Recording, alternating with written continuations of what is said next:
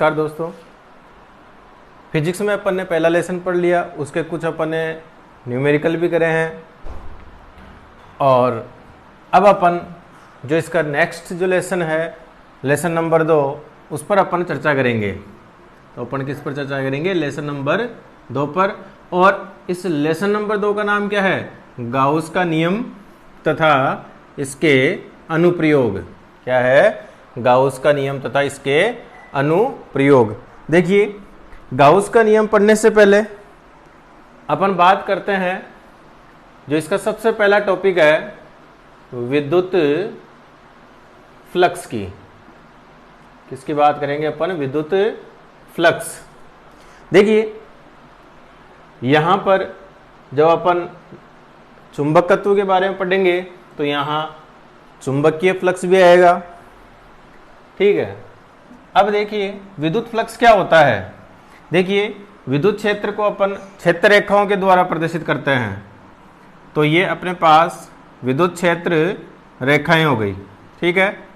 और ये विद्युत क्षेत्र हो गया जिसका परिमाण E है। और इस विद्युत क्षेत्र में यहां पर ये एक पृष्ठ रखा हुआ है जो कि विद्युत क्षेत्र के कैसा है? लंबवत है। इसका जो ये तल है वो विद्युत क्षेत्र रेखाओं के कैसा है? लंबवत है।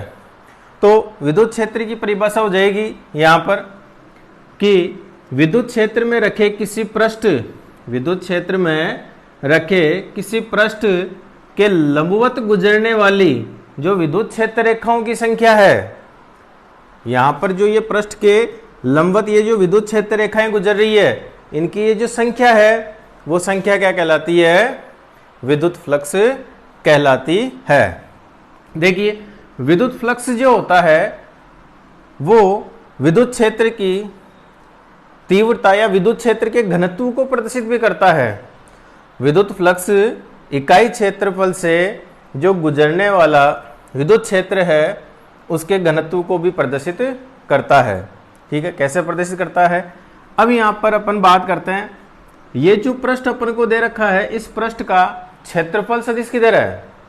तो इसका जो क्षेत्रफल सदिश चेक करने के लिए देखिए, किसी भी पृष्ठ का अगर आपको क्षेत्रफल सदिश चेक करना है तो उस पृष्ठ पर यूं थंब रखिए, तो जो अंगूठा है वो उसके क्षेत्रफल सदिश की दिशा को व्यक्त करेगा। तो यहां पर ये अपने पास पृष्ठ रखा हुआ है, इस पृष्ठ का जो क्षेत्रफल सदिश है वो अपन ने यूं थंब रखा, तो क्या हो गया? वो पृष्ठ के लंबवत जो अंगूठे की दिशा वो क्षेत्रफल सदिश की दिशा को व्यक्त करेगी। तो इस पृष्ठ का जो क्षेत्रफल सदिश है, इस वाले पृष्ठ की बात कर रहा हूं मैं, सामने वाली, पीछे वाले पृष्ठ पर यूं थंब रखेंगे तो उधर क्षेत्रफल सदिश हो जाएगा। तो इसका क्षेत्रफल सदिश किधर हो गया? विद्युत क्षेत्र की दिशा में हो गया एस वेक्टर, क्योंकि क्षेत्रफल सदिश एक सदिश राशि है। अब यहां पर जो विद्युत फ्लक्स दिया जाएगा वो विद्युत फ्लक्स हो जाएगा अपने पास विद्युत फ्लक्स फाई बराबर ई एस। ठीक है। कब दिया जाता है ये? जब पृष्ठ विद्युत क्षेत्र के लंबवत हो। जब पृष्ठ विद्युत क्षेत्र के लंबवत होगा तो अपन जो विद्युत फ्लक्स है वो फाई बराबर ई एस के द्वारा अपन दे सकते हैं। देखिए, यहां से पता चल रहा होगा कि ई बराबर निकालें अपन तो ई बराबर हो गया फाई बाई एस। यहां से एस का मान कितना हो जाए? 1 मीटर स्क्वायर हो जाए तो ई बराबर आ जाएगा फाई। ठीक है। एक जो परिभाषा है उसके लिए अपन बात कर रहे हैं। तो देखिए, प्रति एकांक क्षेत्रफल से गुजरने वाला जो फ्लक्स है वही क्या कहलाता है? विद्युत क्षेत्र की तीव्रता या विद्युत क्षेत्र कहलाता है। तो एक प्रकार से जो विद्युत फ्लक्स है वो विद्युत फ्लक्स क्या कर रहा है? विद्युत क्षेत्र के घनत्व को व्यक्त करता है। अब इसके बाद में मान लीजिए कि अपने पास पृष्ठ बहुत छोटा है या अल्पांश के रूप में है, उस पर भी अपन चर्चा करेंगे। या उसके पहले अपन बात कर लेते हैं कि ये जो पृष्ठ है वो विद्युत क्षेत्र के लंबवत नहीं हो, तब क्या हो? तो देखिए, पृष्ठ जब विद्युत क्षेत्र रेखाओं के या विद्युत क्षेत्र के लंबवत नहीं हो तो क्या होता है?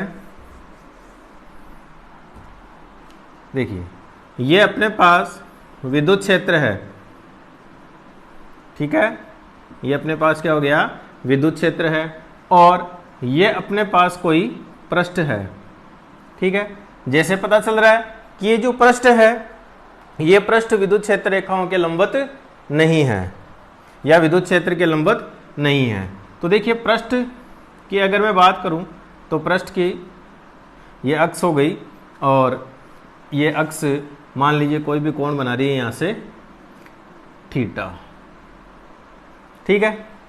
अब इसके बाद में बात करते हैं आगे की ओर, इसका क्षेत्रफल सदिश चेक करना अपन को, या चलो कोई बात नहीं है, इसका क्षेत्रफल सदिश अपन चेक करते हैं। तो इसका क्षेत्रफल सदिश मैंने कहा था क्या करना है, पृष्ठ के यूं थंब रखो और जो अंगूठा है वो क्या करेगा, उसके क्षेत्रफल सदिश की दिशा को व्यक्त करेगा, या अपन ये कह सकते हैं कि पृष्ठ के लंबवत क्षेत्रफल सदिश होता है।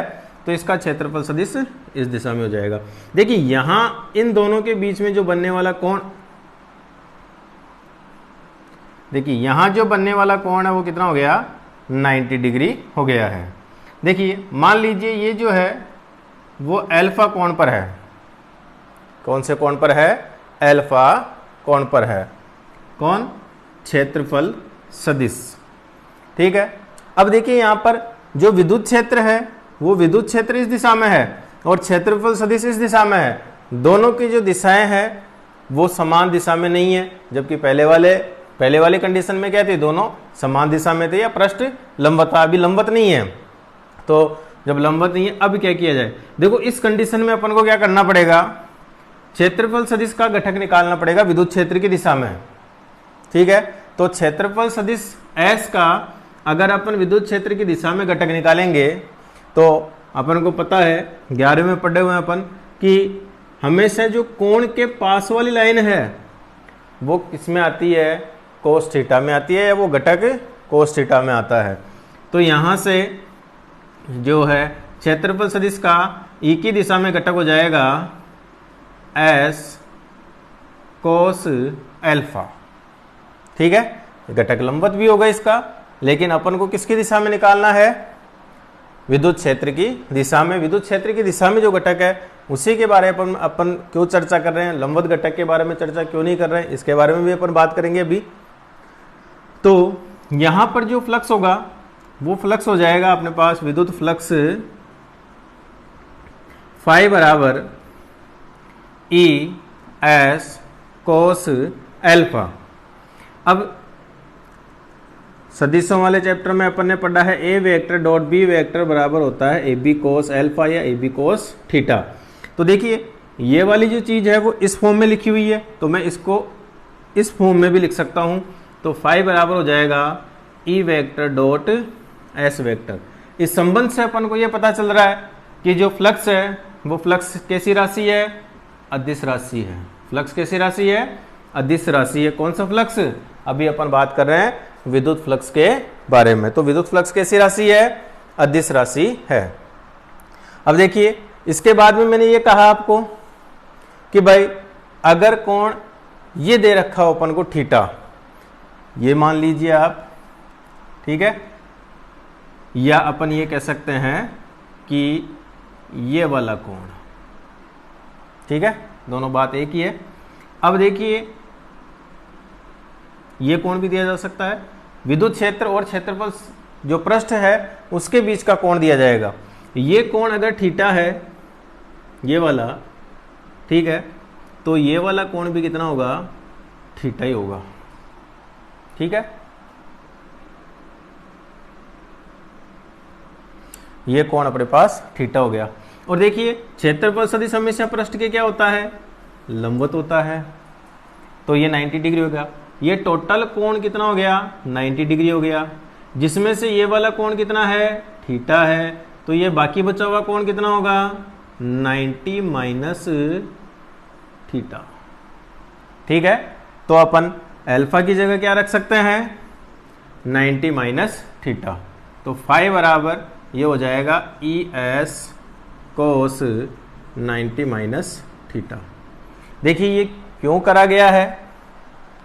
अब यहां पर एक चीज बता दूं मैं आपको कि जब भी आपको कोण अगर पृष्ठ से दिया जाए, विद्युत फ्लक्स में अगर कोण किससे दिया जाए, पृष्ठ से दिया जाए तो आपको क्या करना है, कोण को 90 में से घटाना है या 90 माइनस लिखना है।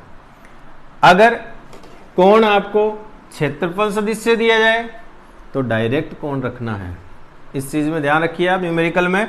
अगर पृष्ठ से कहा जाए, पृष्ठ कह दे, तल कह दे कि विद्युत क्षेत्र से ये पृष्ठ इतने कोण पर रखा हुआ है या इस पृष्ठ का तल इतना कोण निर्मित कर रहा है, तो आपको फ्लक्स ज्ञात करना है तो आपको 90 में से घटाना है। अदरवाइज क्षेत्रफल सदिश देता है तो डायरेक्ट कोण निकालना है। ये तो बात हो गई तब की कि जब क्षेत्रफल सदिश और विद्युत क्षेत्र दोनों पहले कंडीशन में अपन ने पढ़ा समान दिशा में हो और दूसरे में अपन ने पढ़ा कि दोनों अलग अलग दिशाओं में हो, या पहली कंडीशन में अपन कह सकते हैं कि पृष्ठ क्या हो, विद्युत क्षेत्र के लंबवत हो, और दूसरी कंडीशन है उसमें किसी कोण पर स्थित हो। अब इसके बाद में यहां पर अपन इसकी अलग अलग स्थितियां करते हैं,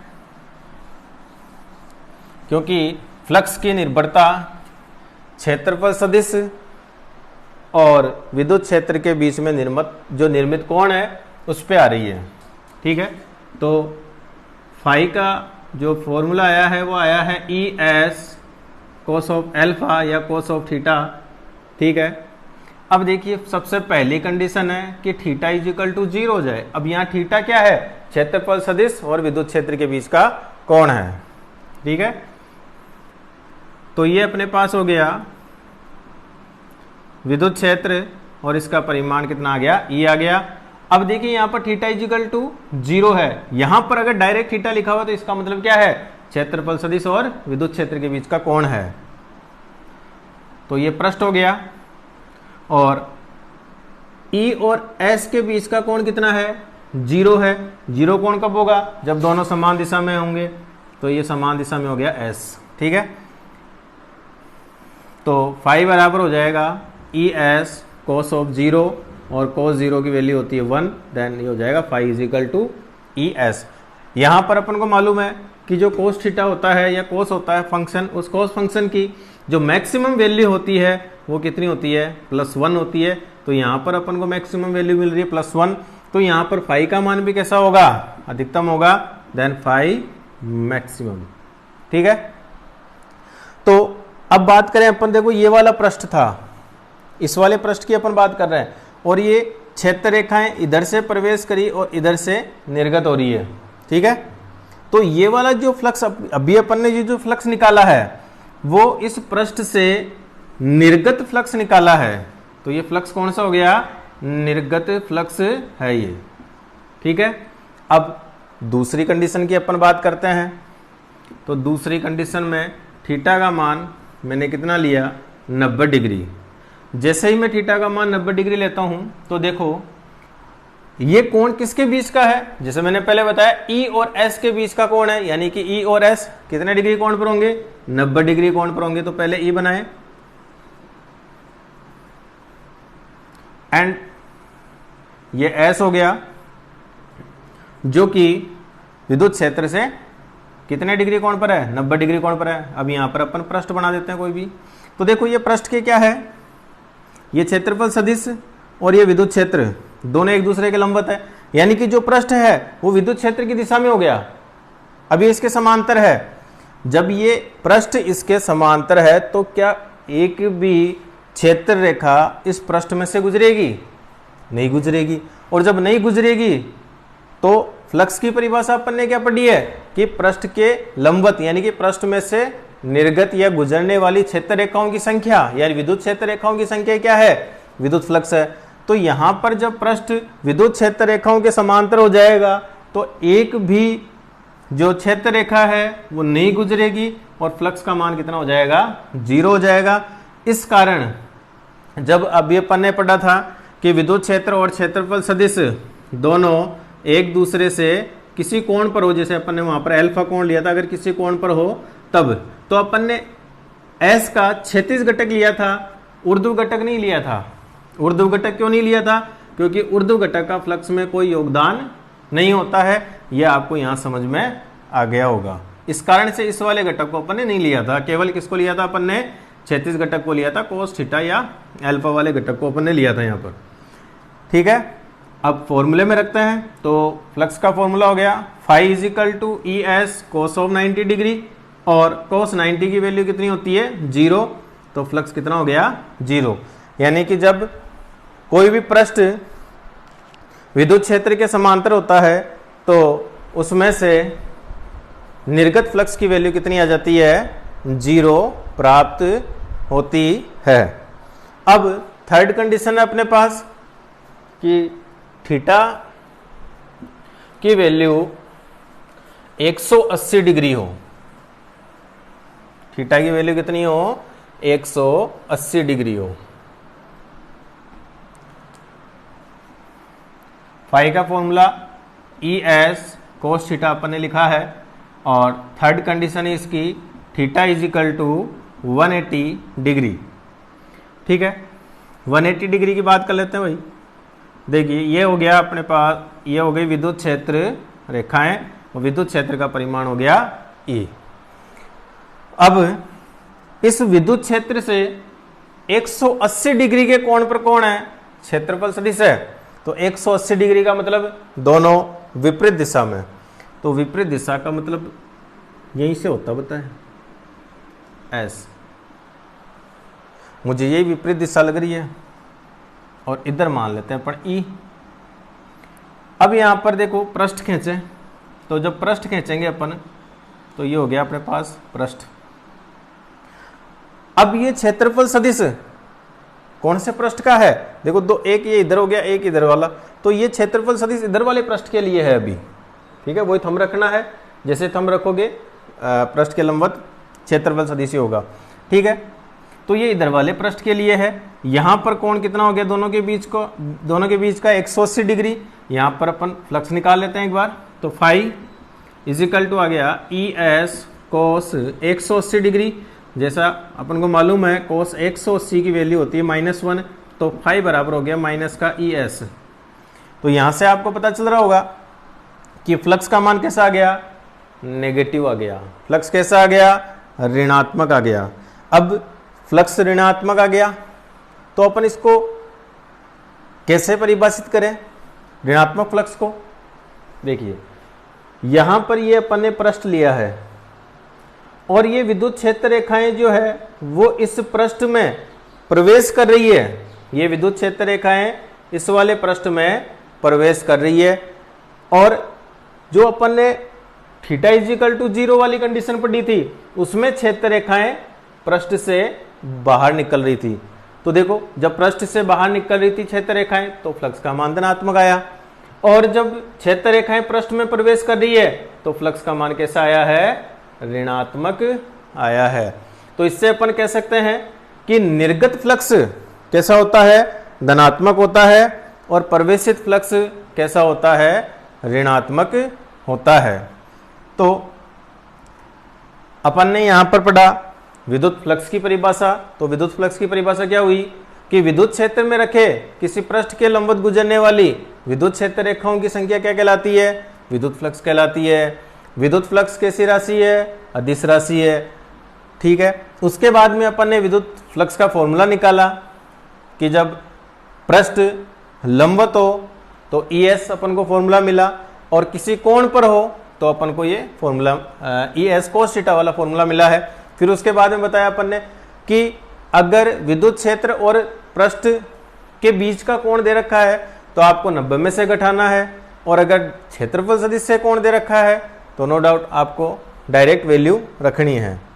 ठीक है, अब इसके बाद में अपन बात कर लेते हैं, जैसे फिजिक्स जो है हमेशा एक छोटे पार्ट पर अध्ययन करती है, तो अपन एक अल्पांश या बड़े पृष्ठ के एक अल्पांश पर बात करेंगे, छोटे छोटे पार्ट्स के कारण फ्लक्स कैसा निकाला जाए। तो अपने पास एक ये पृष्ठ है, ठीक है, और इस पृष्ठ पर यहां अपन ने एक अल्पांश लिया है। ठीक है, कहीं भी ले सकते, चलो इस पृष्ठ को ये लो, मैंने एक यहां पर अल्पांश लिया है इस पृष्ठ पर।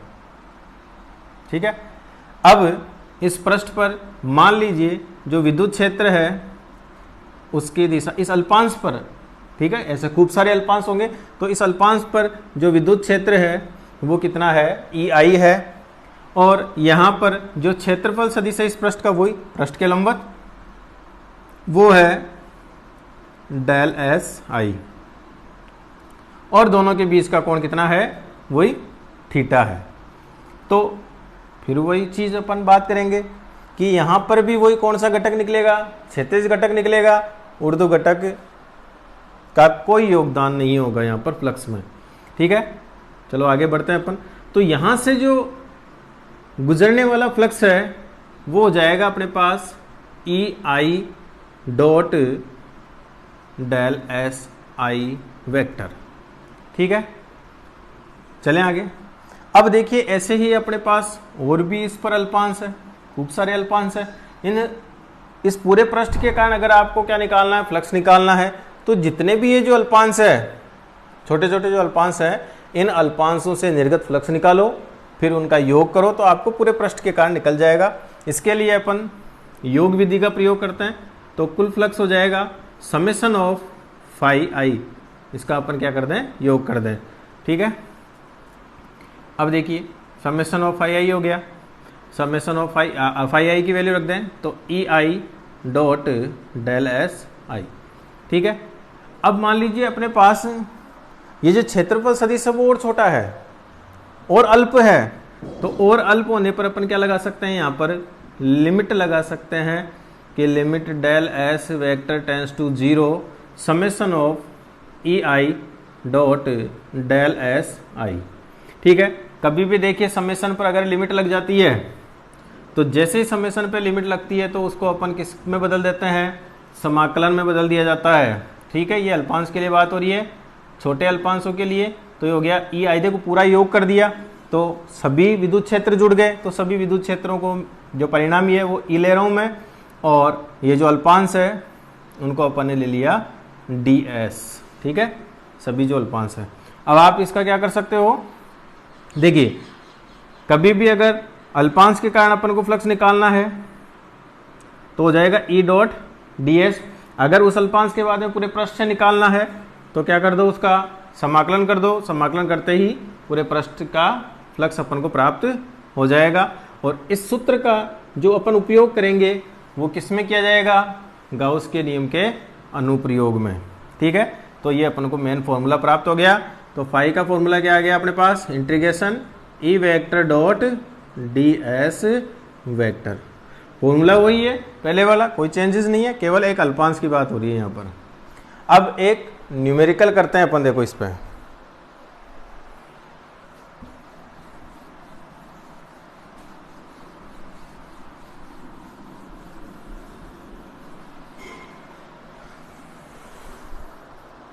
एग्जाम्पल अपन करते हैं। एक बेलनाकार पृष्ठ है अपने पास, क्या है, बेलनाकार पृष्ठ है। ठीक है, और ये यहाँ पर एक समान विद्युत क्षेत्र में रखा गया है। क्या करा गया है, इसको एक समान विद्युत क्षेत्र में रखा गया है और विद्युत क्षेत्र का परिमाण कितना है, ई है। ठीक है, अब ये कह रहा है प्रश्न में कि ये जो पृष्ठ है बेलनाकार पृष्ठ, इस बेलनाकार पृष्ठ से अपन को क्या निकालना है, गुजरने वाला फ्लक्स निकालना है। ठीक है, अब देखिए यहाँ जो बेलनाकार पृष्ठ है उसके 3 पृष्ठ हो गए। पहला ये वृत्तीय पृष्ठ, दूसरा ये वृत्तीय पृष्ठ, और तीसरा ये वक्रीय पृष्ठ, जो सिलेंडर होता है उसका ये वाला वक्रीय पृष्ठ। तो इन तीनों पृष्ठों से फ्लक्स निकल सकता है या निर्गत हो सकता है। तो अपन अलग अलग के लिए चर्चा करेंगे। पहले इस वाले के लिए मैंने इसको मान लिया S1, ठीक है, दूसरा इसके लिए S2 और इसके लिए S3। ठीक है, अब पृष्ठ देखो यहाँ से निकल, इस वाले पृष्ठ की बात कर रहे हैं, क्षेत्रफल सदिश इस दिशा में हो जाएगा, ई की दिशा में, विद्युत क्षेत्र की दिशा में। यहाँ देखो पृष्ठ के लंबवत, तो ये ऊपर की ओर गया S2, चाहो तो आप ऊपर लिख दो S2 वेक्टर लगा के, ये लो, और इसको भी आप इधर लिख दो, ये पृष्ठ के लंबवत इस साइड में गया S3। ठीक है, तो यहां से अपन फ्लक्स निकालते हैं। देखो कुल फ्लक्स, देखो पहला हो जाएगा S1 के लिए, तो S1 के लिए हो जाएगा integration of S1 E dot ds plus S2 के लिए E dot ds plus S3 के लिए E डॉट ds। ठीक है, देखो S1 के लिए E ds cos 0, क्योंकि दोनों समान दिशा में है। S2 के लिए E ds cos 90 डिग्री, तीसरे के लिए E ds cos 180 डिग्री। देखिए वहां पर विपरीत दिशा में विद्युत क्षेत्र हो रही है। cos 90 का मान कितना हो गया 0, तो ये वाला पद 0 हो गया। cos 0 का मान 1, तो फाई बराबर E बाहर आ गया, S1 ds बच गया। यहाँ पर देखिए cos 180 का मान होता है -1, तो माइनस आगे S3 E ds। अब देखिए S1 और S2 जो है पृष्ठ वो एक समान है। ठीक है, सममित पृष्ठ है S1 और S3, सममित होते ही दोनों का क्षेत्रफल बराबर हो जाएगा। दोनों का क्षेत्रफल बराबर होते दोनों घटेंगे, घटते कितना आ जाएगा फ्लक्स 0। राजस्थान बोर्ड 2008 में ये प्रश्न पूछा गया था। ठीक है, तो इस बेलनाकार पृष्ठ से जो निर्गत कुल फ्लक्स है वो कुल फ्लक्स कितना आ रहा है 0 अपन को प्राप्त हो रहा है। ठीक है, इसके बाद में अपन नेक्स्ट टॉपिक पर चलते हैं।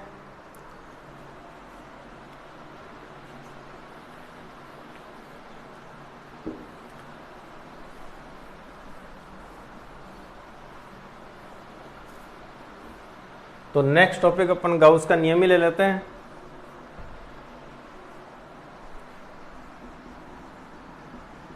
गाउस का नियम। अब देखिए गाउस ने जो नियम दिया उस नियम की सहायता से भी अपन केवल यहाँ पर विद्युत फ्लक्स ही ज्ञात करेंगे। क्या करेंगे? विद्युत फ्लक्स ही ज्ञात करेंगे। अब यहाँ समस्या ये है कि अगर विद्युत फ्लक्स ही ज्ञात करना था तो गाउस को क्यों लाया? पहले कर लिया ना, उस फॉर्मूले से अपन विद्युत फ्लक्स ज्ञात कर सकते हैं। लेकिन इस नियम का यूज इसलिए किया गया है, देखिए कोई सा भी अगर कोई नियम आता है तो उस नियम की लिमिट्स होती है, लिमिटेशन होती है, वो वहीं अप्लाई होता है। तो गाउस के नियम की भी कुछ लिमिटेशन है, गाउस का नियम केवल वहीं यूज होगा। ठीक है, उस फॉर्मूले की सहायता से अपन कई जगह विद्युत फ्लक्स ज्ञात नहीं कर सकते, तो वहां पर अपन को किसका उपयोग करना पड़ता है? फिर गाउस के नियम का उपयोग करना पड़ता है। और कुछ जगह गाउस के नियम की भी लिमिट्स है, वहां पर अपन को उस फॉर्मूले की सहायता से विद्युत फ्लक्स ज्ञात करना पड़ता है। ठीक है, अब गाउस के नियम की लिमिट्स क्या है? देखो गाउस के नियम की सबसे इंपॉर्टेंट जो लिमिट है वो है कि पृष्ठ बंद होना चाहिए, क्लोज सरफेस होना चाहिए। अगर क्लोज सरफेस नहीं है तो गाउस का नियम यूज नहीं होगा, आप इसका ध्यान रखें। ठीक है, गाउस का नियम कौन सी भौतिक राशि देगा अपन को? वही विद्युत फ्लक्स देगा। अब इसकी शर्त क्या है? पहली शर्त, सबसे इंपॉर्टेंट शर्त क्या है? बंद पृष्ठ होना चाहिए। ठीक है, अब मान लीजिए कई बार फिजिक्स कल्पनाओं पर आधारित है तो बंद पृष्ठ नहीं है, तो फिर अपन को वहां पर बंद पृष्ठ मानना पड़ेगा। और जो अपन यहां पर बंद पृष्ठ मानेंगे उसे काल्पनिक पृष्ठ या गाउसीय पृष्ठ भी कहा जाता है। क्या कहा जाता है? गाउसीय पृष्ठ भी कहा जाता है। और यह पृष्ठ कैसा है? बंद पृष्ठ है। ठीक है, अब अपन गाउस के नियम में आते हैं। तो देखिए गाउस का नियम क्या कहता है? गाउस का नियम यह कहता है कि किसी बंद पृष्ठ, गाउस का नियम क्या कहता है? किसी बंद पृष्ठ से निर्गत विद्युत फ्लक्स उस पृष्ठ में उपस्थित कुल आवेश उस पृष्ठ में उपस्थित कुल आवेश व माध्यम, अगर अपन ले रहे हैं तो माध्यम की बात हो जाएगी, अगर निर्वात अपन ले रहे हैं तो निर्वात हो जाएगा, वह कुल आवेश व निर्वात की जो विद्युतशीलता है के अनुपात के बराबर होता है। ठीक है, तो ये नियम क्या कहता है कि किसी बंद पृष्ठ से जो निर्गत फ्लक्स है, बंद पृष्ठ से जो निर्गत फ्लक्स है, ये बंद पृष्ठ से निर्गत फ्लक्स हो गया, वो उस पृष्ठ में उपस्थित कुल आवेश, उस पृष्ठ में उपस्थित कुल आवेश, तो इस पृष्ठ में उपस्थित कुल आवेश कितना है, सिग्मा क्यू है। वह निर्वात की विद्युतशीलता, कोई जरूरी नहीं है कि आप यहां पर निर्वात की विद्युतशीलता ही लो, माध्यम की विद्युतशीलता का भी यूज किया जा सकता है।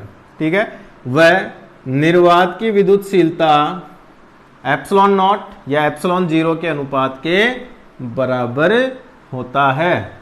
ये गाउस का नियम है। देखिए, उस अपन ने पहले जो जिस तरीके से फ्लक्स निकाला उसमें कुछ अपन को ज्यादा कठिनाई या ज्यादा कठिन है वो इससे, और इसमें सिंपल इसने नियम दे दिया।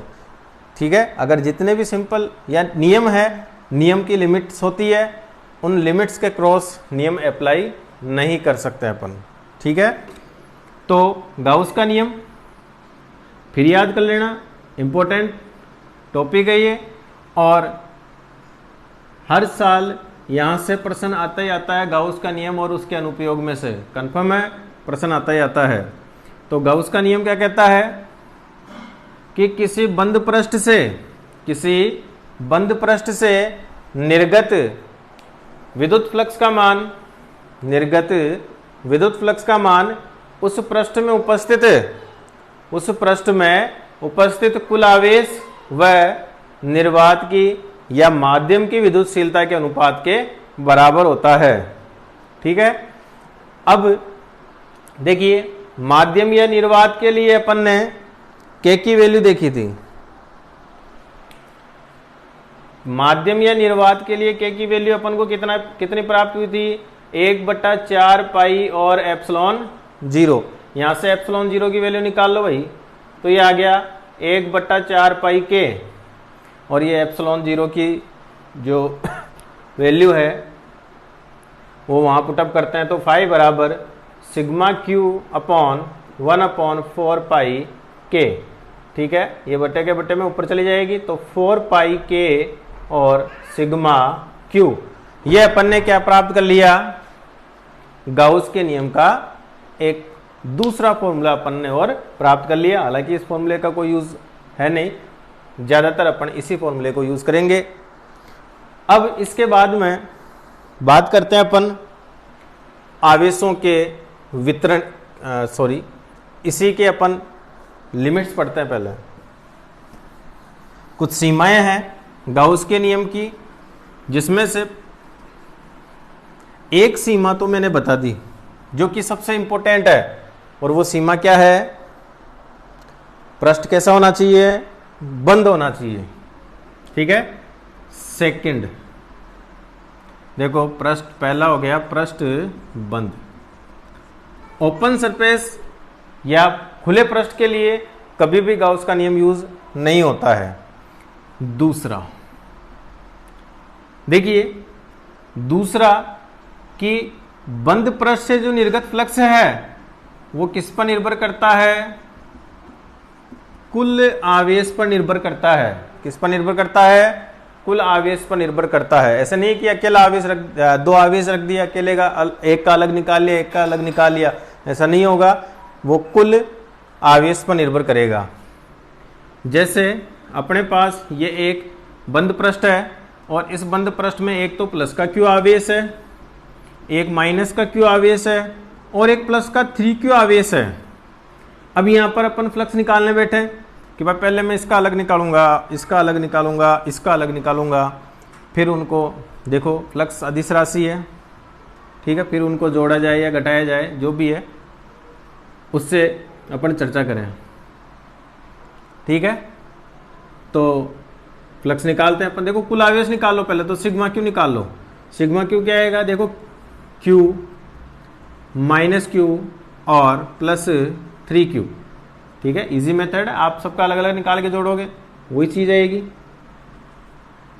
देखो q से q कैंसिल हो गया, कितना बच गया, सिग्मा q का मान कितना आ गया 3q। ठीक है, अब यहाँ पर फ्लक्स निकालें तो फ्लक्स फाई बराबर कितना आ जाएगा 3q/ε0। यहाँ पर आवेश तो देखो एक ये q है, एक ये q है और एक 3q है। कहने को तो आवेश कितने हैं 5 है, 5q है। हालांकि ये नेगेटिव है लेकिन आवेश कितने हैं 5q है, लेकिन फ्लक्स कितने का निकाल रहा है 3q का। तो बंद पृष्ठ से जो निर्गत फ्लक्स है वो कुल आवेश पर निर्भर करता है। तीसरा,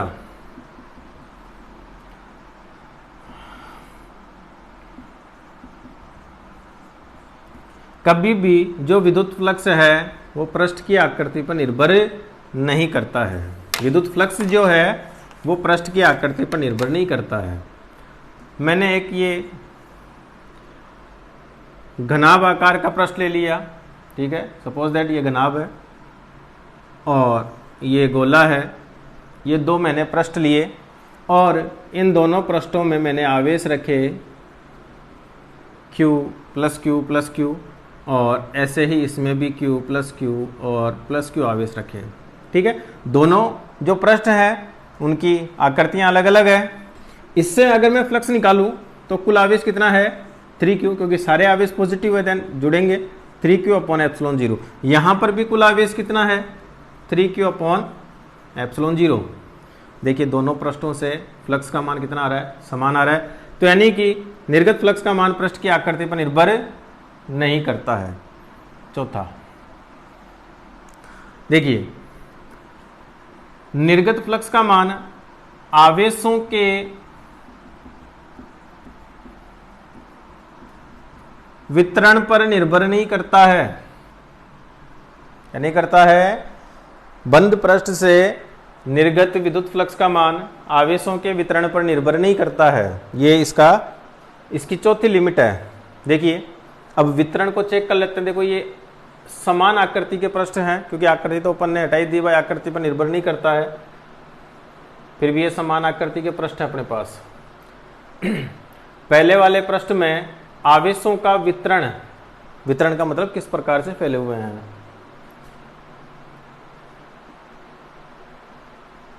दूसरे में वितरण इस प्रकार से है और तीसरे में वितरण इस प्रकार से है। देखो किसी भी प्रकार से वितरण हो सकता है, तो तीसरे में वितरण इस प्रकार से है। अब यहां से अपन फ्लक्स निकालते हैं तो फ्लक्स कितना आएगा, वही 3q/ε0, क्योंकि कुल आवेश कितना है 3q। यहां पर भी कुल आवेश कितना है 3q/ε0, यहां पर भी कुल आवेश कितना है 3q/ε0। यानी कि तीनों जो पृष्ठ हैं उनसे निर्गत फ्लक्स का मान कैसा आ रहा है, समान आ रहा है। ठीक है, तो यानी कि बंद पृष्ठ से जो निर्गत फ्लक्स है वो आवेशों के वितरण पर निर्भर नहीं करता है। चौथा हो गया। पांचवा, देखिए कोई भी आवेश अगर बंद पृष्ठ के बाहर है, कोई भी आवेश बंद पृष्ठ के बाहर है तो उसका विद्युत फ्लक्स में कोई योगदान नहीं होता है। ठीक है, बाहर वाले आवेश का योगदान नहीं होता है। जैसे मेरे पास यहां पर +q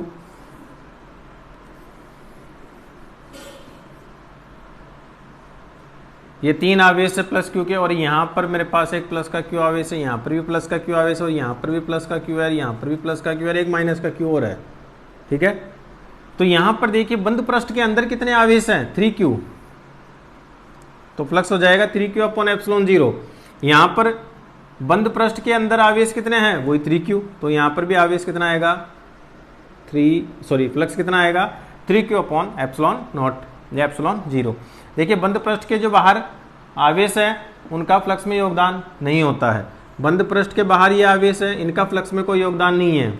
ठीक है, ऐसे ही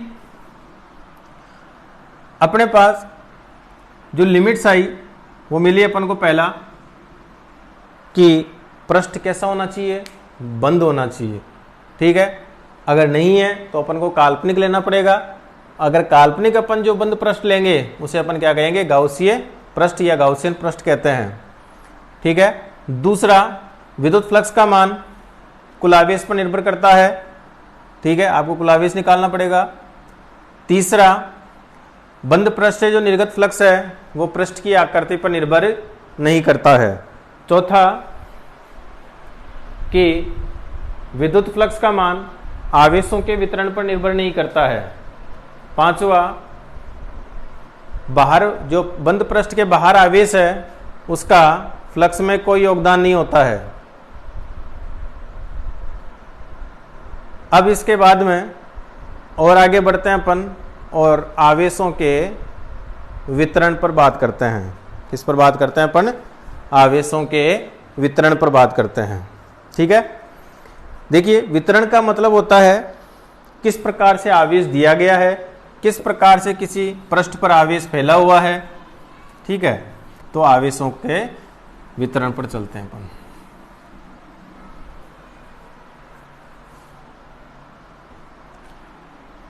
आवेशों का वितरण, देखो आवेशों का वितरण दो प्रकार से हो सकता है, एक तो सतत और एक हो सकता है असतत। सतत का मतलब होता है कि पूरे पृष्ठ पर एक समान रूप में आवेश वितरित है, और असतत का मतलब है एक समान रूप में वितरित नहीं है, ठीक है। अब सतत आवेश वितरण और असतत आवेश वितरण के टॉपिक को पढ़ने से पहले अपन एक दूसरे टॉपिक को क्लियर करते हैं। देखिए, एक कप है और इस कप में पेन रखे हुए हैं, ठीक है। इस कप में 25 पेन रखे हुए हैं। कितने पेन रखे हुए हैं, 25 पेन रखे हुए हैं, और प्रत्येक जो पेन है उन पेन का मूल्य कितना है, 5 रुपये है। 25 पेन रखे हुए हैं और प्रत्येक पेन का मूल्य कितना है, 5 रुपये है। आपसे ये कहा जाए कि 5 पेनों का मूल्य कितना होगा, 5 जो पेन है उनका मूल्य कितना होगा, कैसे निकालोगे। देखो, 25 पेन, प्रत्येक पेन का मूल्य 5 रुपये है, तो गुणा कर देंगे 5 पेनों को। एक पेन का अपने पास मूल्य मालूम है। अब इसी में प्रश्न इस प्रकार से बन गया कि अपने पास एक कप में 25 पेन रखे हुए हैं और 25 जो पेन है उनका कुल मूल्य 125 रुपये है। कुल मूल्य कितना है, 125 रुपये है। तो 5 पेनों का मूल्य कितना होगा, ठीक है। तो देखो, 25 पेन 125 रुपये, एक पेन 125 बटा 25 यानी कि 5। एक पेन का मूल्य कितना आ गया, 5, तो 5 पेनों का कितना हो जाएगा, 25 रुपये, ठीक है। और इन सभी पेनों का मूल्य एक समान है।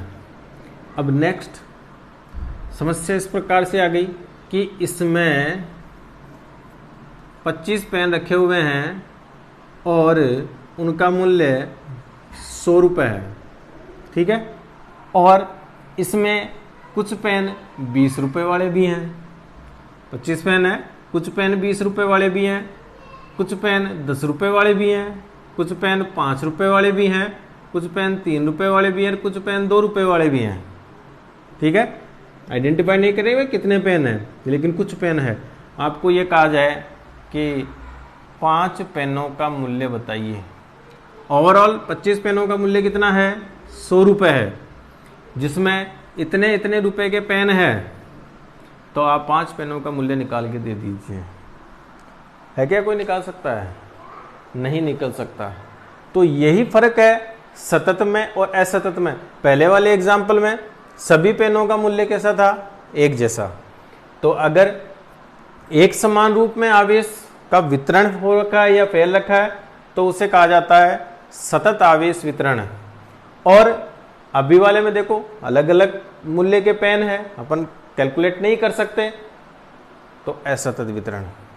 यहां पर देखो गाउस के अनुप्रयोग में जितनी भी आकृतियों के लिए विद्युत क्षेत्र, देखो अनुप्रयोग का मतलब है विद्युत क्षेत्र निकालना अपन को, सीधा सा ध्यान रखना, और कोई खास अनुप्रयोग नहीं है इसका, विद्युत क्षेत्र निकालना अपन को। तो गाउस के नियम के अनुप्रयोग में अपन विद्युत क्षेत्र निकालेंगे, और वो विद्युत क्षेत्र निकालेंगे केवल सतत आवेश वितरण वाले पृष्ठों के लिए। कभी भी असतत आवेश वितरण वाले पृष्ठों के लिए अपन विद्युत क्षेत्र नहीं निकाल सकते बड़े पृष्ठों के लिए एक साथ। ठीक है, छोटे अल्पांश लेकर निकाला जाएगा, फिर अपन छोटे अल्पांश लेंगे। ठीक है, और उस छोटे अल्पांश पर जो आवेश का वितरण है उसको कैसा माना जाएगा? सतत माना जाएगा। ठीक है, और सतत मानकर उस पर अपन क्या निकालेंगे? विद्युत क्षेत्र निकालेंगे। फिर अलग अलग विधियां हैं, लेकिन एक साथ अपन असतत आवेश वितरण के कारण, वितरण जो है वो 3 प्रकार का होता है। सतत आवेश वितरण अपन ने पढ़ लिया कि सतत आवेश वितरण क्या होता है। अगर आवेशों का वितरण सभी जगह एक समान रूप में हो तो उसे अपन सतत आवेश वितरण कहते हैं।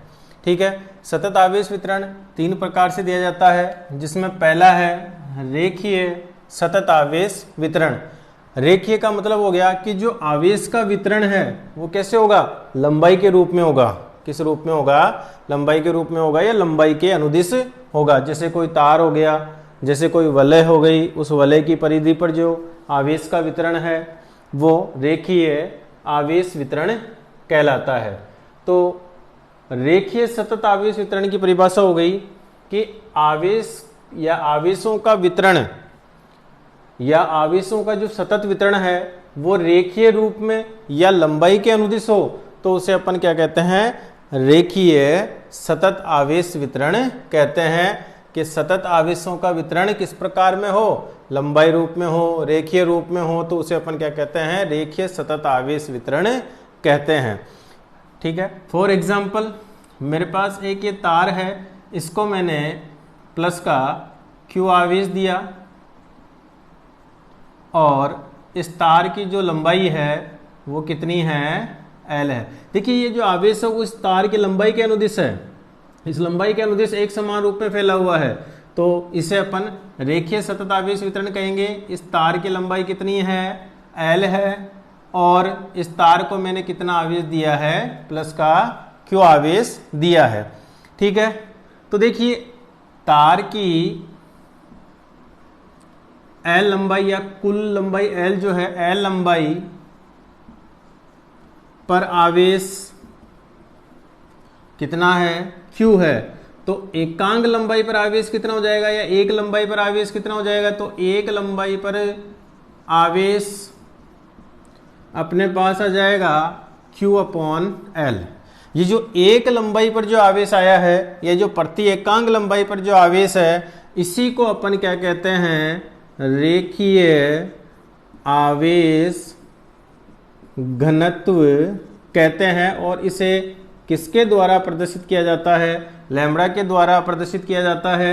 और रेखीय आवेश जो घनत्व है इसका मात्रक देखो, Q का मात्रक हो गया कूलाम, और दूरी का मात्रक क्या हो गया? मीटर। तो इसका मात्रक क्या होता है? कूलाम प्रति मीटर होता है। ठीक है, तो रेखीय आवेश घनत्व की परिभाषा क्या हुई? कि किसी तार की प्रति एकांग लंबाई पर जो उपस्थित आवेश है उसे अपन क्या कहते हैं? रेखीय आवेश घनत्व कहते हैं। अब देखिए रेखीय आवेश घनत्व का यहाँ क्या उपयोग है वो अपन चेक कर लेते हैं। मान लीजिए कि मुझे इस तार की ये जो dl लंबाई है, इस dl लंबाई में ही क्या ज्ञात करना है? आवेश ज्ञात करना है। ठीक है, कितनी लंबाई में ज्ञात करना है? dl लंबाई में। और इस तार पर जो आवेशों का वितरण है वो कैसा है? एक समान है, सतत आवेश वितरण है, यानी कि पूरी लंबाई पर जो आवेश का वितरण है वो एक समान रूप में है। तो इस छोटे अल्पांश पर जो आवेश है वो ज्ञात करने के लिए किसका उपयोग किया जाएगा? यहाँ पर रेखीय आवेश घनत्व का उपयोग किया जाएगा। ठीक है, तो तार की एक लंबाई पर आवेश कितना आ गया? लैम्ब्डा आ गया। तार की एकांग लंबाई पर आवेश कितना आ गया? लैम्ब्डा आ गया। तो dl लंबाई पर आवेश कितना हो जाएगा? dl लंबाई पर आवेश, इसको अपन dq मान लेते हैं, बराबर हो जाएगा लैम्ब्डा। देखो एक लंबाई पर आवेश कितना आ गया? लैम्ब्डा आ गया। इसको अपन जितनी लंबाई से गुणा करेंगे उतनी लंबाई में क्या आ जाएगा? अपने पास आवेश आ जाएगा। तो किसी छोटे अल्पांश पर आवेश यानी लंबाई रूप में, लंबाई के अनुदिश किसी छोटे अल्पांश पर आवेश ज्ञात करने के लिए किसका उपयोग किया जाता है? रेखीय आवेश घनत्व का उपयोग किया जाता है। तो इस प्रकार से अपन रेखीय आवेश घनत्व का उपयोग करते हैं, ठीक है। और इस तार की एक छोटी लंबाई पर अपन आवेश निकाल सकते हैं। ये कब यूज किया जाएगा? कि जब आवेशों का वितरण कैसा हो? सतत हो। अगर असतत वितरण है ये काम में नहीं आएगा। ये अपन ने एग्जाम्पल में भी देखा था, वो पेनों वाला एग्जाम्पल। अब अगर मान लीजिए अपन को ये कहा जाए कि इस तार का ये जो बिंदु है, इस बिंदु से r दूरी पर कोई बिंदु है P, और उस बिंदु P पर आपको क्या करना है? विद्युत क्षेत्र ज्ञात करना है। क्या ज्ञात करना है? विद्युत क्षेत्र ज्ञात करना है। तब कैसे किया जाए? ठीक है, तो देखिए यहां पर मैंने आवेश कितना माना है? इस dl लंबाई में dq, ठीक है। तो dl अल्पांश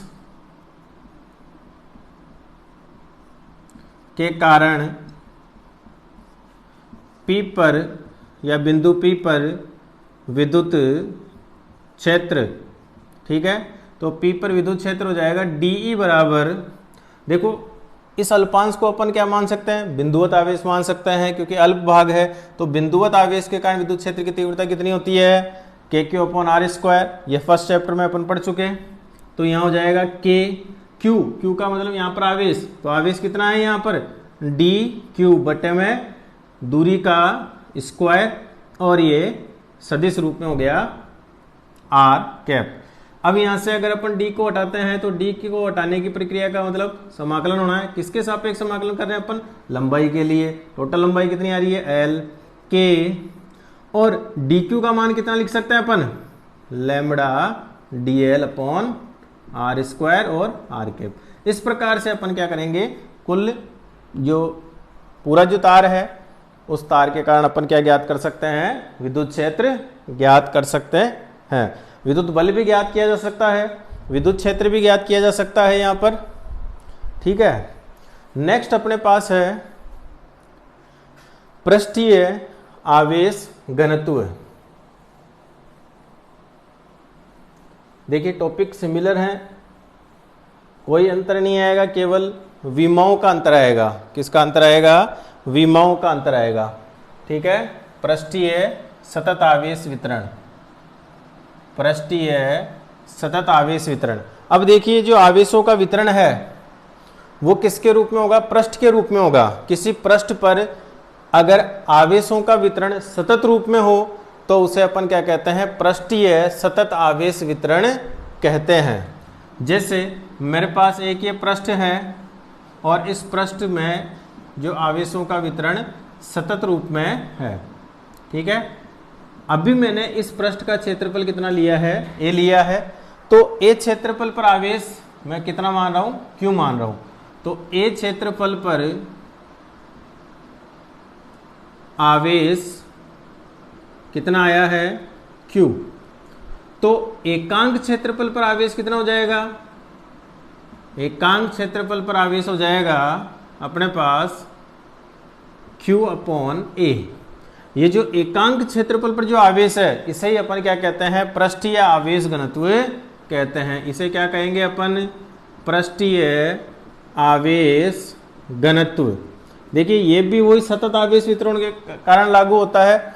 और यहाँ पर पृष्ठीय आवेश घनत्व का मतलब हो गया कि ये जो पृष्ठ अपन को दे रखा है इसके एक क्षेत्रफल पर आवेश कितना है, वो क्या है? पृष्ठीय आवेश घनत्व है। और पृष्ठीय आवेश घनत्व को किसके द्वारा प्रदर्शित किया जाता है? सिग्मा के द्वारा प्रदर्शित किया जाता है। आवेश का मात्रक क्या हो गया? कूलाम। और क्षेत्रफल का मात्रक क्या होता है? Metre square. तो इसकी यूनिट क्या हो जाएगी? कूलाम प्रति मीटर स्क्वायर, ठीक है। अब मान लीजिए इस पृष्ठ पर एक छोटा अल्पांश लिया जाए, तो उस अल्पांश का या उस अल्पांश में जो आवेश है वो अपन को ज्ञात करना हो। जैसे मैंने एक यहाँ पर ये अल्पांश ले लिया और इस अल्पांश में मैंने आवेश dq माना है, जो कि मुझे ज्ञात करना है। इसका क्षेत्रफल कितना है? dA है। तो देखो एकांक यानी एक क्षेत्रफल पर आवेश कितना हो गया? Q/A। तो dA क्षेत्रफल पर आवेश dq बराबर, देखो एकांक क्षेत्रफल पर जो आवेश है उसको आप जितने क्षेत्रफल से गुणा करोगे उतने क्षेत्रफल पर अपन को क्या मिल जाएगा, आवेश मिल जाएगा। जैसे अपन ने पहले पृष्ठीय आवेश घनत्व में बात करी तो सिग्मा इंटू डी, ये डी क्षेत्रफल पर आवेश आ गया अपने, ठीक है। अब इसके बाद में मान लीजिए यहां से कोई r दूरी पर बिंदु P है, वहां पर विद्युत क्षेत्र ज्ञात करना हो तो वही पहले की तरह विद्युत क्षेत्र आ जाएगा अपने पास, वही विद्युत क्षेत्र तो वही आएगा E बराबर, वेक्टर फॉर्म में नहीं लिख रहे हैं अपन, A, ठीक है। कितने क्षेत्रफल के लिए, A क्षेत्रफल के लिए लिमिट है यहाँ पर, और यहाँ हो जाएगा K, वही इस अल्पांश को अपन बिंदुवत मान सकते हैं, तो यहाँ आएगा dq इस अल्पांश का आवेश अपॉन r स्क्वायर, तो इंटीग्रेशन A K dq का मान क्या हो जाएगा, सिग्मा dA बटे में r स्क्वायर, ठीक है। यहाँ पर देखो सिग्मा का उपयोग केवल अपन को वहाँ आवेश ज्ञात करना है जो अल्प क्षेत्र है, फिर अपन समाकलन करके पूरे क्षेत्रफल के कारण आवेश निकाल सकते हैं। इसका स्क्रीनशॉट अगर आप लेना चाहें तो ले सकते हैं। अब इसके बाद में आयतन आवेश घनत्व की बात करते हैं। तीसरा जो आवेश घनत्व है उसकी अपन बात करते हैं, और तीसरा जो आवेश घनत्व वो है आयतन आवेश घनत्व, या वितरण की अगर अपन बात करें तो आयतन सतत आवेश वितरण, ठीक है। क्या है, आयतन सतत आवेश वितरण।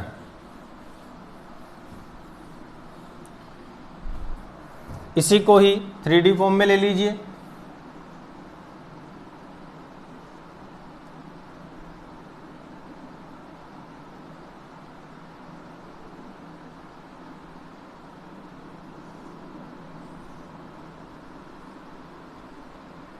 ये लो, ये भाई इसमें आवेश, या इस पर अपन ने आवेश उत्पन्न करा है, या आवेश इसको दिया है। इसका टोटल वॉल्यूम V है और टोटल चार्ज इस पर Q कितना है, Q है, ये अल्पांश है, तो इस पर अपन बाद में चर्चा करेंगे, ठीक है। तो V आयतन में आवेश कितना हो जाएगा, वही परिभाषा हो जाएगी आयतन सतत आवेश वितरण की, कि आवेशों का सतत वितरण किस रूप में हो, आयतन रूप में हो, तो उसे क्या कहेंगे अपन, आयतन सतत आवेश वितरण कहेंगे, ठीक है। तो V आयतन में आवेश कितना हो जाएगा, वही Q, और एकांक आयतन पर यानी एक आयतन पर में आवेश हो जाएगा Q बाई V। ये जो Q बाई V है यानी एकांक आयतन में जो आवेश है उसी को अपन क्या कहते हैं, आयतन आवेश घनत्व कहते हैं। इसे क्या कहा जाता है, आयतन आवेश घनत्व कहा जाता है। और इसको किसके द्वारा, रो के द्वारा प्रदर्शित किया जाता है। इसकी जो मात्रक है वो हो जाएगी, देखो आवेश का कुलाम वॉल्यूम का होता है मीटर क्यूब, तो कुलाम प्रति मीटर क्यूब इसका जो मात्रक है वो हो जाएगा। अब इसके बाद में मान लीजिए अपन ने एक छोटा यहाँ पर अल्पांश लिया है आयतन रूप में, और इसका जो आयतन है वो कितना है, dV है, और इसमें आवेश कितना है, dQ है। तो मुझे यहाँ पर आवेश ज्ञात करना है। तो देखिए एकांक आयतन पर आवेश कितना आ गया, Q/V। तो इस एकांक आयतन पर जो आवेश है मैं इसको जितने आयतन से गुणा करूंगा, इसको मैं जितने आयतन से गुणा करूंगा उतने आयतन में क्या आ जाएगा, आवेश आ जाएगा। क्यों, क्योंकि यहाँ पर आवेशों का वितरण कैसा है, सतत है, सभी जगह एक समान है। वही बात आ गई, ये एक पेन का मूल्य अपन को प्राप्त हो गया है। जैसे अपन ने वहाँ पेन का एग्जाम्पल जो देखा था उसमें ये एक पेन का मूल्य है अपने पास, ठीक है। हालांकि यहाँ पर भौतिक राशि ये दूसरी है, ये एकांक आयतन पर आवेश है। तो अब मुझे dV आयतन में आवेश चाहिए, तो dV आयतन में आवेश अपने पास आ जाएगा dQ बराबर रो dV, ठीक है। क्योंकि ये एकांक आयतन में आवेश है, इसको आप जितने आयतन से गुणा करोगे उतने आयतन में आवेश मिल जाएगा। अगर अपन को अब विद्युत क्षेत्र ज्ञात करना है तो विद्युत क्षेत्र के लिए वो V K dQ upon R square, vector form नहीं ले रहे भाई यहाँ पर, तो K dQ का मान कितना हो जाएगा, रो dV अपॉन R स्क्वायर, ये आ गया अपने पास विद्युत क्षेत्र, ठीक है। तो इस प्रकार अपन ने क्या पढ़ा, आवेशों का वितरण पढ़ा है। तो आवेशों का वितरण कितने प्रकार का होता है भाई, 3 प्रकार का होता है। पहला कौन सा हुआ, पहला कौन सा हुआ, रेखीय सतत आवेश वितरण। दूसरा कौन सा हुआ, पृष्ठीय सतत आवेश वितरण। तीसरा आयतन, सतत आवेश वितरण। फिर यहाँ पर अपन ने आवेश घनत्वों के बारे में बात करी। तो आवेश घनत्व, पहला रेखीय आवेश घनत्व। रेखीय आवेश घनत्व क्या होता है भाई?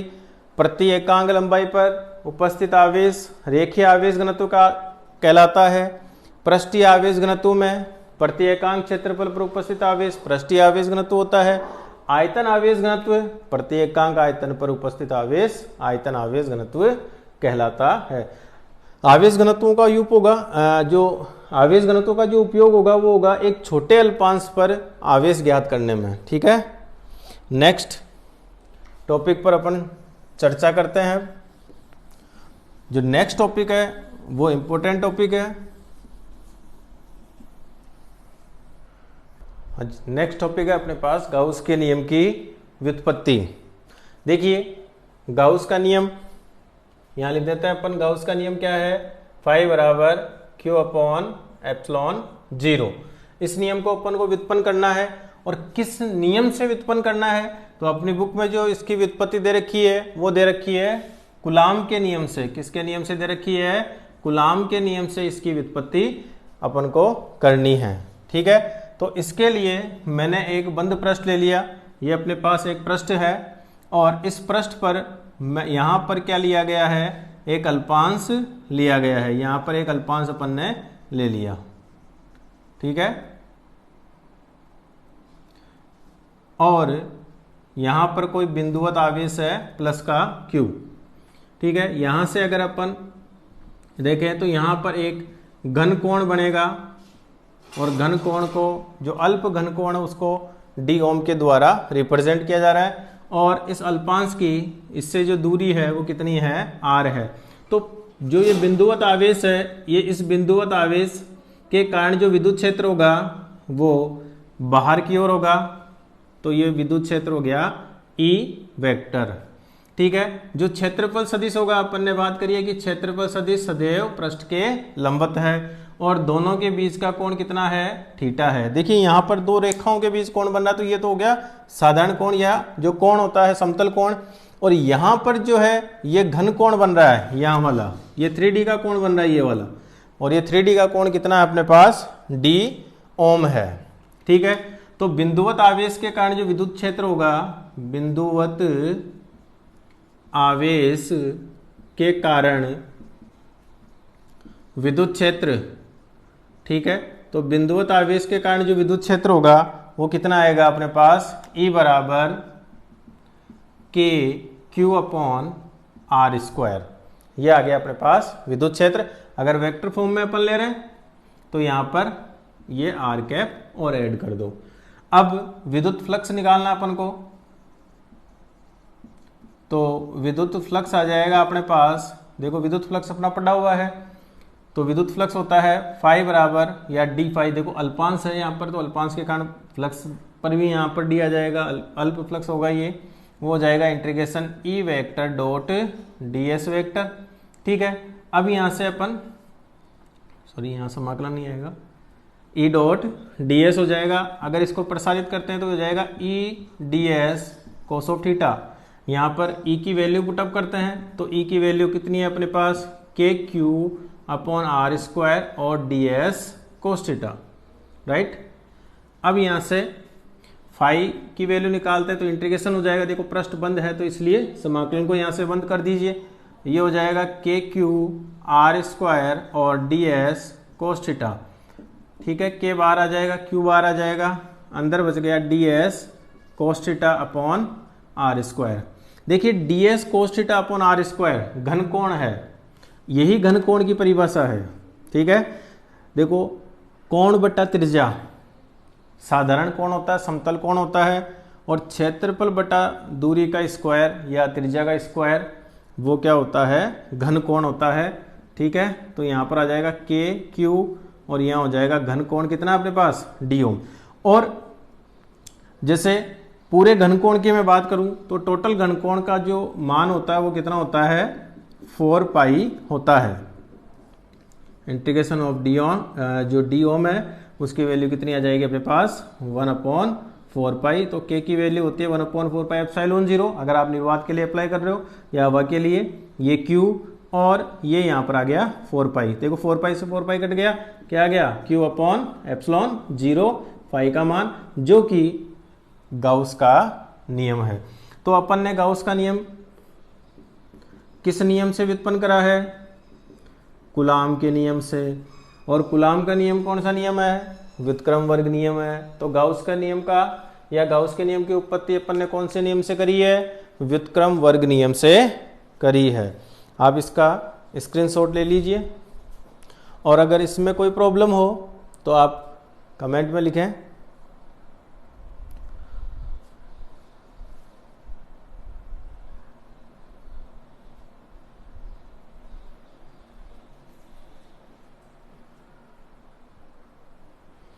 नेक्स्ट अपने टॉपिक है गाउस के नियम के अनुप्रयोग।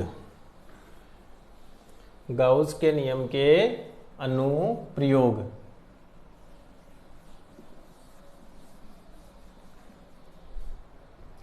नेक्स्ट है भाई गाउस के नियम के अनुप्रयोग।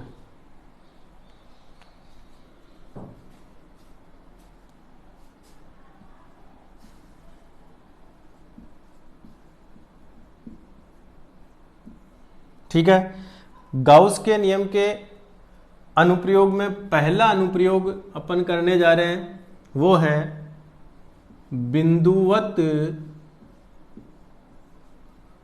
आवेश के कारण विद्युत क्षेत्र की तीव्रता या विद्युत क्षेत्र। ठीक है, बिंदुवत आवेश के कारण विद्युत क्षेत्र अपन पहले भी निकाल चुके हैं। फिर अपन अब जो निकालेंगे वो किस नियम से निकालेंगे? गाउस के नियम से निकालेंगे। किसके नियम से निकालेंगे? गाउस के नियम से निकालेंगे। सबसे पहले अपन को क्या लेना है?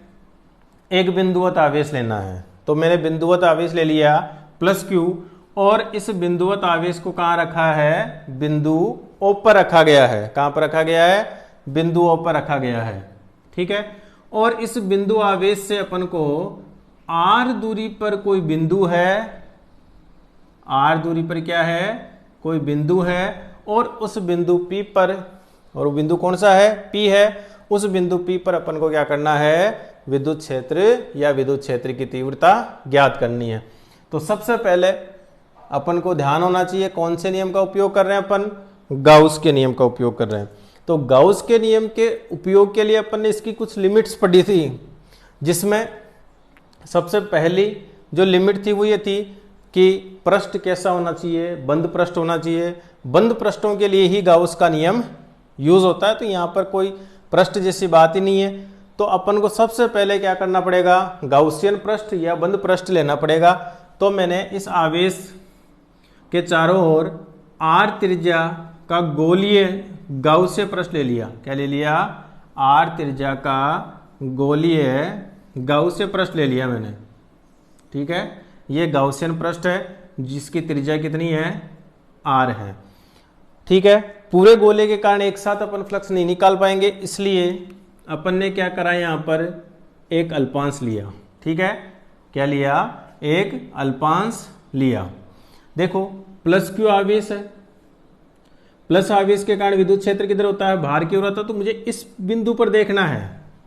तो इस बिंदु पर जो विद्युत क्षेत्र है वो बाहर की ओर होगा, इस दिशा में विद्युत क्षेत्र E वेक्टर। अगर यहां पर मैं क्षेत्रफल सदिश की बात करूं तो इस अल्पांश पर यूं थंब रखो, तो क्षेत्रफल सदिश भी इस दिशा में हो गया। जिधर विद्युत क्षेत्र है उधर ही क्या आ गया? क्षेत्रफल सदिश आ गया बिंदु P पर। ठीक है, ये केवल बिंदु P की बात रहेगी। अगर अल्पांश यहां लेते तो विद्युत क्षेत्र इधर आता भाई। ठीक है, अब इसके बाद में अपन को निर्गत फ्लक्स निकालना है इस अल्पांश से। तो निर्गत फ्लक्स आ जाएगा d phi is equal to E vector dot D S vector. ठीक है, अब इसके बाद में d phi is equal to, इसको मैं लिख सकता हूं E D S cos of theta. देखिए ये जो थीटा है वो ई और डी एस के बीच का कोण है। ये सदिशों के अदिश गुणनफल में अपन ने पढ़ा है। तो यहां पर चेक करते हैं ई और डी एस। तो ई भी इसी दिशा में है और डी एस भी इसी दिशा में है। इस कारण से दोनों के बीच का कोण कितना है, 0 डिग्री है। कितना है, 0 डिग्री। और cos 0 की वैल्यू कितनी होती है, cos 0 की वैल्यू होती है 1। अब देखिए मुझे इस पूरे गोले के कारण क्या निकालना है, फ्लक्स निकालना है। तो क्या किया जाए, समाकलन किया जाए। समाकलन विधि का उपयोग होगा तो वो हो जाएगा phi is equal to integration of E vector dot ds vector. ठीक है, देखिए ये परिधि है, इस गोले की परिधि से बिंदु O या बिंदुवत आवेश की दूरी समान रहेगी। कितनी रहेगी, त्रिज्या के बराबर। यानी कि विद्युत क्षेत्र केवल दो राशियों पर निर्भर करेगा, यहां पर पहला आवेश और दूसरा दूरी। तो इस परिधि पर जितने भी बिंदु होंगे उनकी दूरी बराबर रहेगी और आवेश का मान भी वही रहेगा। इसलिए विद्युत क्षेत्र का मान यहाँ पर, यानी परिधि पर जितने भी बिंदु होंगे उन सभी पर विद्युत क्षेत्र का मान नियत होगा और नियत को समाकलन से बाहर निकाल लिया जाता है। तो ये ई बाहर आ गया। Integration of ds, integration of ds का मतलब हो गया ये जो अपन ने गोलीय गाउसियन पृष्ठ लिया है, इस गोलीय गाउसियन पृष्ठ का क्षेत्रफल, तो गोले का जो क्षेत्रफल होता है वो होता है 4 पाई r²। तो यहां पर अपने पास फ्लक्स आ गया E गुणा 4 पाई r²। अब देखिए एक तो अपने पास फ्लक्स आया है साधारण फ्लक्स की परिभाषा से, और दूसरा जो फ्लक्स आता है वो अपने पास आता है गाउस के नियम से।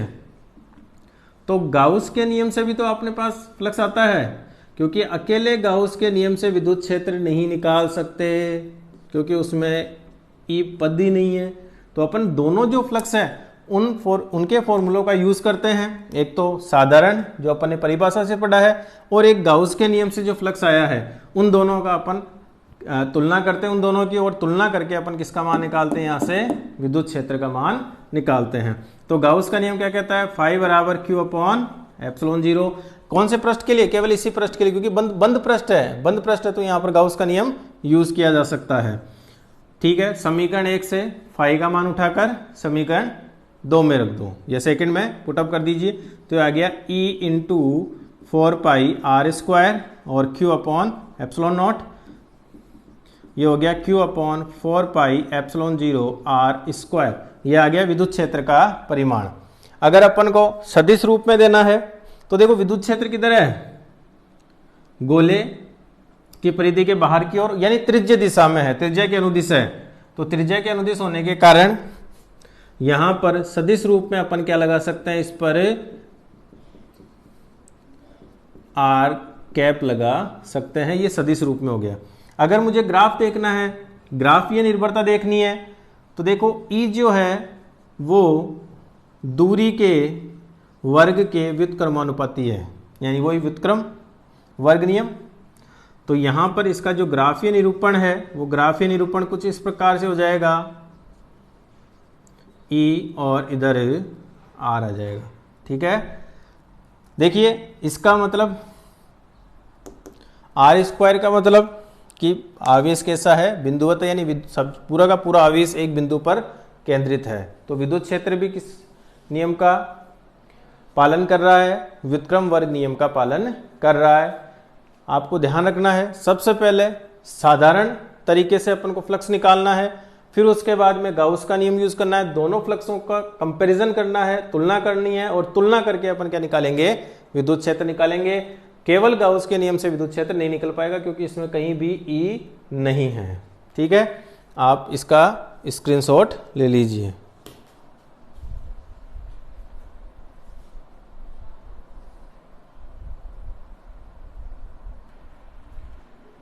हाँ जी, अब देखिए इसका जो दूसरा अनुप्रयोग है वो अपन करते हैं, और जो दूसरा अनुप्रयोग है वो है कि किसी चालक गोले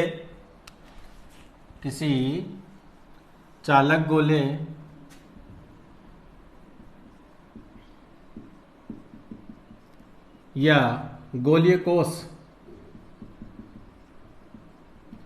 का मतलब खोखला गोला के कारण विद्युत क्षेत्र, ठीक है, चालक गोला भी हो सकता है या गोलीय कोष भी हो सकता है। तो देखिए इसी में अपन इस टॉपिक को करेंगे। अब देखिए चालक गोला है, जैसे मैं यहाँ पर एक चालक गोला बना देता हूँ, ठीक है। जब चालक गोले को आवेश दिया जाता है, यानी चालक को आवेश दिया जाता है, तो वो आवेश केवल उसके बाहरी पृष्ठ पर एक समान रूप में क्या हो जाता है, वितरित हो जाता है। तो मैंने इसको कितना आवेश दिया है, Q आवेश दिया है, और ये Q आवेश प्लस का Q आवेश इसके पृष्ठ पर, यानी गोले के, ये वाला गोला है, इस गोले के बाहरी पृष्ठ पर एक समान रूप में वितरित हो जाता है। इस गोले की त्रिज्या कितनी है, कैपिटल R है, ठीक है। अब इस गोले के कारण अपन 3 स्थितियों पर विद्युत क्षेत्र निकाल सकते हैं। पहला, ये बिंदु P। अब ये वाला जो बिंदु P है, ये इस गोले के बाहर है। ये जो बिंदु P है, ये इस गोले के बाहर है, यानी कि पहली स्थिति हो गई बाहर स्थित बिंदु पर। और बाहर स्थित बिंदु के लिए देखो, ये वाली दूरी तो है स्मॉल r और ये वाली है कैपिटल R। तो स्मॉल r बड़ी है किससे, कैपिटल R से, यानी गोले की त्रिज्या से बड़ी दूरी है। तो small r is greater than of capital R, यानी कि गोले के बाहर स्थित बिंदु पर, ठीक है, बाहर। अब देखिए यहां पर ये गोला है अपने पास, इस गोले की त्रिज्या R है। देखिए जो आवेश है वो गोले के बाहरी पृष्ठ पर एक समान रूप में वितरित हो रहा है, यानी कि गोले के पृष्ठीय क्षेत्रफल पर वितरित हो रहा है। तो गोले का पृष्ठीय आवेश घनत्व, पृष्ठीय आवेश घनत्व सिग्मा बराबर हो जाएगा Q अपॉन A। तो A क्या आएगा, गोले का पृष्ठीय क्षेत्रफल, और गोले का पृष्ठीय क्षेत्रफल कितना होता है, 4 पाई कैपिटल R स्क्वायर, ये वाला, ठीक है। तो पहली स्थिति होगी अपने पास गोले के बाहर स्थित बिंदु पे निकालना है, ठीक है। दूसरा, गोले के पृष्ठ पर हो सकता है, देखो यहां पर कहीं पर भी। तो गोले का जैसे पृष्ठ आएगा तो स्मॉल r, ये दूरी का अपन काउंट करेंगे, तो वहां पर स्मॉल r और कैपिटल R का मान आपस में क्या हो जाएगा, बराबर हो जाएगा, ठीक है। तीसरा, फिर अंदर स्थित बिंदु पर हो जाएगा, तो यहां पर ये दूरी स्मॉल r हो जाएगी, तो वहां पर फिर कैपिटल R का मान बड़ा हो जाएगा, ठीक है। तो पहले अपन पहली स्थिति की बात करते हैं, बाहर स्थित बिंदु पर या small r is greater than of capital R, ठीक है। पृष्ठीय आवेश घनत्व निकाल लिया गोले का। अपना काम वही, पहले अपन क्या करेंगे, एक बंद पृष्ठ के, देखो बाहर स्थित बिंदु पे निकालना है यहां पर। तो गाउस क्या कहता है, गाउस ये कहता है कि पहले एक बंद पृष्ठ खींचो या गाउस से पृष्ठ खींचो। तो अपन ने स्मॉल r त्रिज्या का एक गोलीय गाउस से पृष्ठ खींच लिया, ठीक है। और इस गोलीय गाउस से पृष्ठ पर एक अल्पांश ले लिया, वही पहले वाला डायग्राम है। तो एक अल्पांश अपन ने ले लिया जिसका क्षेत्रफल कितना है, ds है। देखो प्लस आवेश है, तो प्लस आवेश के कारण यहाँ पर विद्युत क्षेत्र किधर होगा, बाहर की ओर होगा। इस बिंदु P की बात कर रहा हूं मैं, तो बिंदु P पर विद्युत क्षेत्र हो गया बाहर, और इस अल्पांश के क्षेत्रफल सदिश की यूं थंब रखो, वो भी विद्युत क्षेत्र की दिशा में आएगा, ठीक है। ये बाहर स्थित बिंदु पर विद्युत क्षेत्र निकाल रहे हैं, इसलिए इस पे अपन ने संकेत दे दिया आउट, यानी कि बाहरी विद्युत क्षेत्र या बाहर की ओर विद्युत क्षेत्र। तो यहाँ पर देखो सबसे पहले अपन को फ्लक्स निकालना है, वही फॉर्मूला डी फाई, अल्पांश के कारण निकाल रहे हैं इसलिए ई डॉट डी एस। यहाँ पर आउट सिंबल है केवल एक, बाहर स्थित बिंदु पे निकाल रहे हैं इसलिए, ठीक है। E out dot D S, E D S cos theta, वही डी एस और ई आउट दोनों क्या है, एक दूसरे के समान दिशा में है। कोस 0 का मान हो जाएगा 1, यहाँ पर आउट, ई आउट, वही ई आउट, वही गाउसियन पृष्ठ के प्रत्येक बिंदु पर विद्युत क्षेत्र का मान नियत रहेगा, इसलिए ई को अपन ने क्या कर दिया, यहाँ से बाहर निकाल दिया। और इंटीग्रेशन ऑफ ds का मतलब, ये जो अपन ने गाउसियन पृष्ठ खींची है उसका कुल क्षेत्रफल है, तो उसका कुल क्षेत्रफल कितना आ गया, 4 पाई r स्क्वायर, ठीक है, स्मॉल r स्क्वायर। वही मैंने कहा था कि अकेले से कभी भी विद्युत क्षेत्र नहीं निकलेगा। अब अपन को गाउस का नियम यूज करना है, तो फाई बराबर क्यू अपॉन एप्सिलॉन 0 गाउस का नियम है। समीकरण 1 से यहाँ मान रखा और अपन को ये मान ई आउट बराबर Q upon 4 pi epsilon 0 r square प्राप्त हो गया।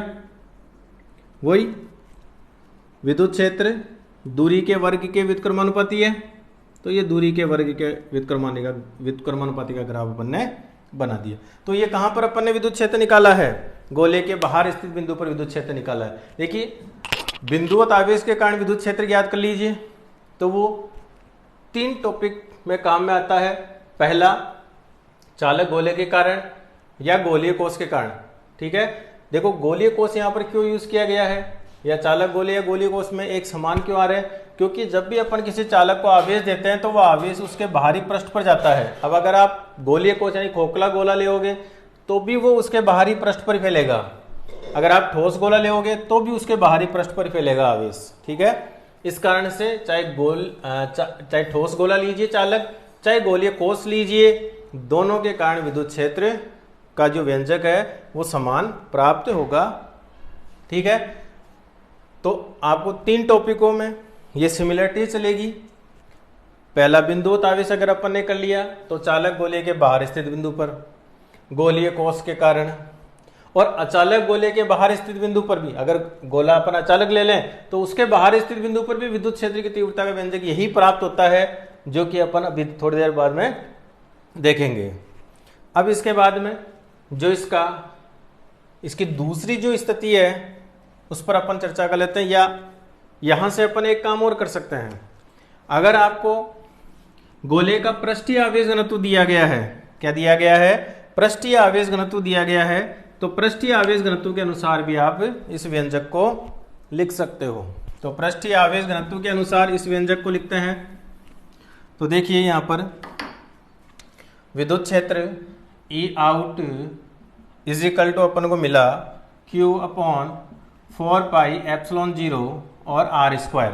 ठीक है, यहां से अपन Q का मान रख देते हैं, तो Q का मान क्या हो जाएगा, सिग्मा 4 पाई R कैपिटल R स्क्वायर। तो ई आउट बराबर हो गया सिग्मा 4 पाई R square upon 4 pi epsilon 0 small r square, 4 पाई से 4 पाई कट गया, तो ई आउट बराबर अपन को मिला sigma R square upon epsilon 0 R square.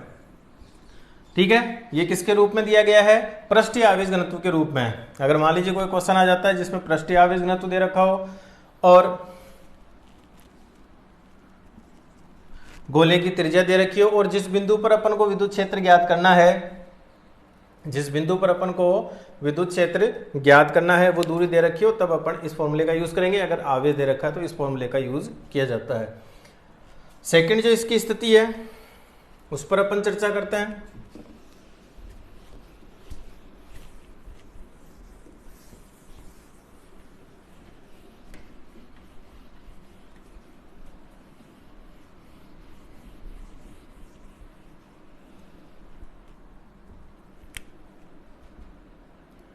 पहली हो गई ए हो गया, अब बी पर चलते हैं, यानी कि गोले के पृष्ठ पर। ये हो गया गोला, ये इसको मैंने प्लस आवेश दिया, तो ये इसके पृष्ठ पर एक समान रूप में क्या हो गया, वितरित हो गया। इस गोले की त्रिज्या कितनी है, r है, और इसके पृष्ठ पर कोई बिंदु P है, यहाँ पर अपन को विद्युत क्षेत्र ज्ञात करना है, तो इसकी दूरी अपन ने स्मॉल r लिए। तो यहाँ पर देखिए स्मॉल r और कैपिटल R आपस में बराबर है, तो अपन ने विद्युत क्षेत्र ज्ञात कर लिया बाहर स्थित बिंदु पर। ठीक है, अब अपन को पृष्ठ पर ज्ञात करना, तो यहीं अपन क्या मानेंगे, गाउसियन पृष्ठ मानेंगे।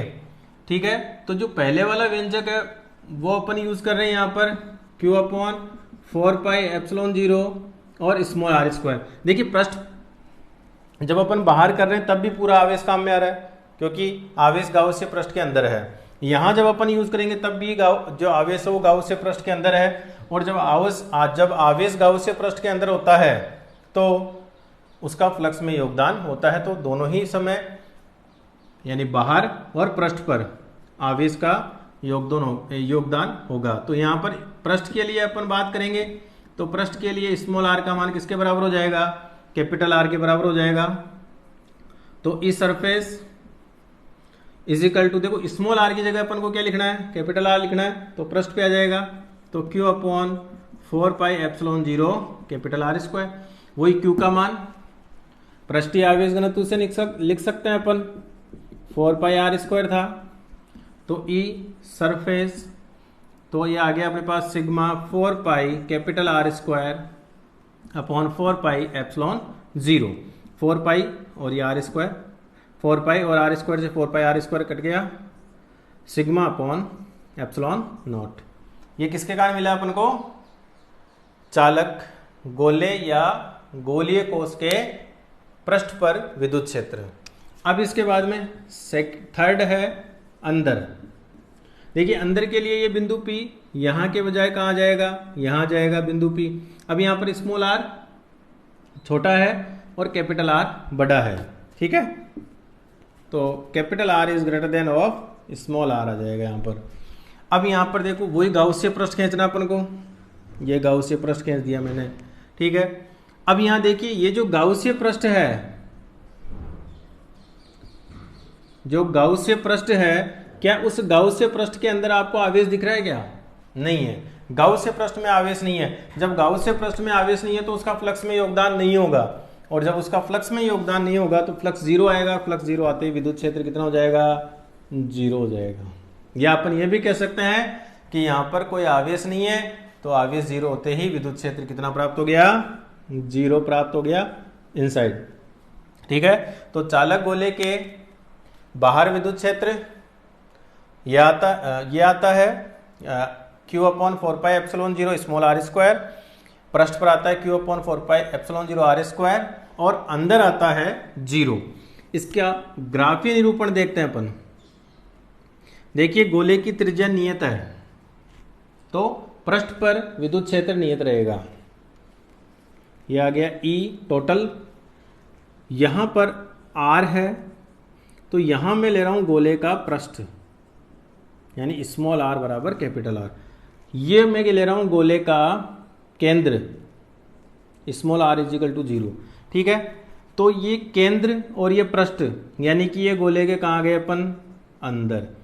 ये पृष्ठ और ये बाहर जा रहे हैं अपन, तो ये गोले के बाहर बात हो रही है भाई, ठीक है। गोले के अंदर क्या हो रहा है? Small r is less than of capital R, या capital R is greater than of small r, और सरफेस पर small r is equal to capital R, और बाहर small r is greater than of capital R। तो अंदर विद्युत क्षेत्र कितना आ रहा है अपने पास? जीरो आ रहा है, E is equal to zero. Surface पर कितना मिल रहा है अपन को? Q upon 4πε0 capital R square, और बाहर कितना आ रहा है? यहाँ तो कांस्टेंट है ही, बाहर कितना आ रहा है? E out is inversely proportional two of R square. तो ये इसकी संयुक्त निर्भरता थी, या निर्भरता ग्राफीय निरूपण था। चालक गोले या चालक गोलीय कोष के कारण विद्युत क्षेत्र और दूरी के बीच में ये ग्राफीय निरूपण है। आप चाहो तो इसका स्क्रीनशॉट ले सकते हो।